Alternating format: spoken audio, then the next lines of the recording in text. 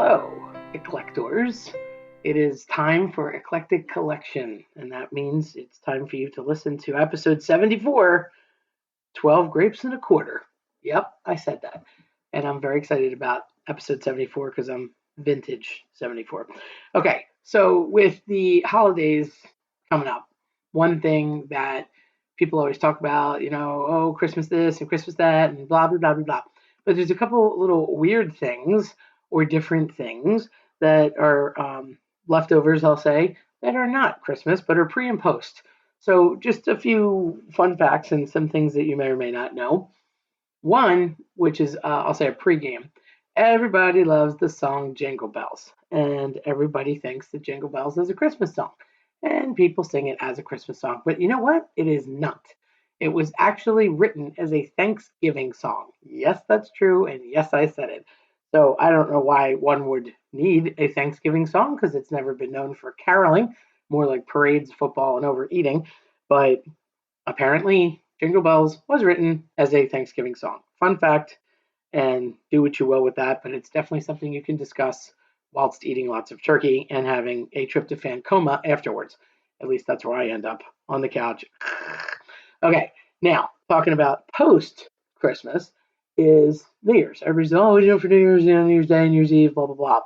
And although I say a lot of that's too much hype for me, there's so many traditions, suggestions, superstitions that surround midnight or the turning of the new year.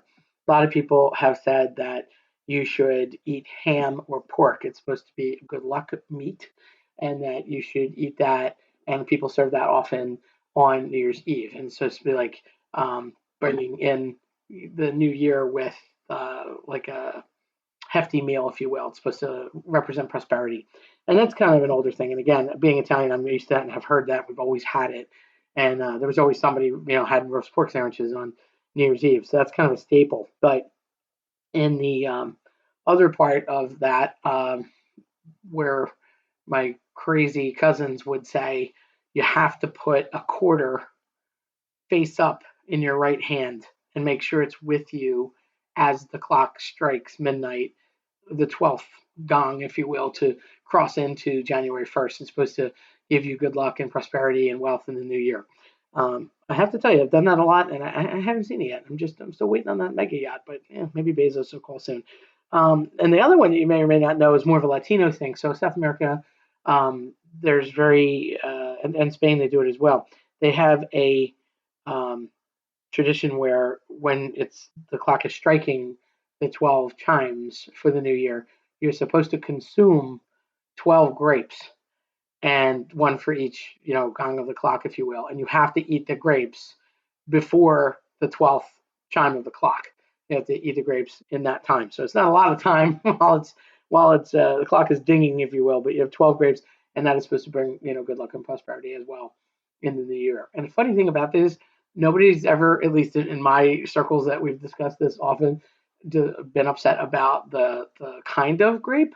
But I've only ever, like thinking about that, I never had a conversation with anybody about that, but I've only ever seen or consumed, just based on where I was and who I was with, green grapes.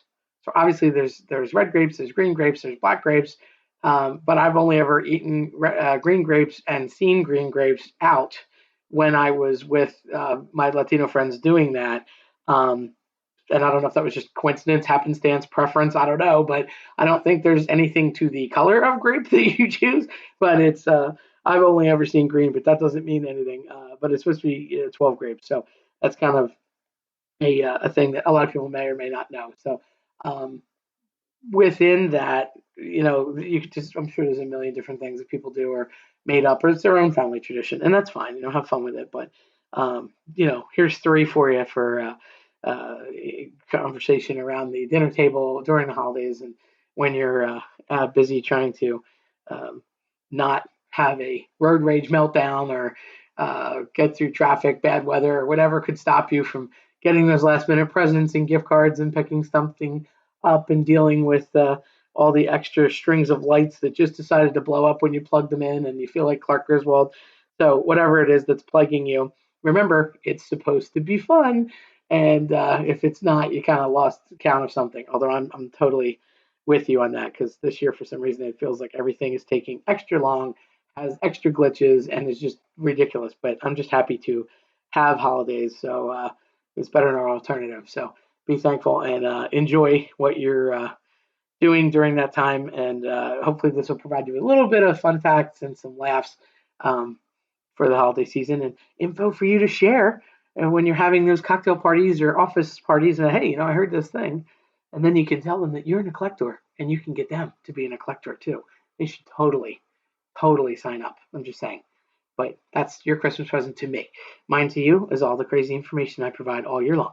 So if you like what you hear, then check us out at eclecticcollectionpodcast.com or listen to us on your preferred platform. I'm Terry Saglia. Thanks for listening.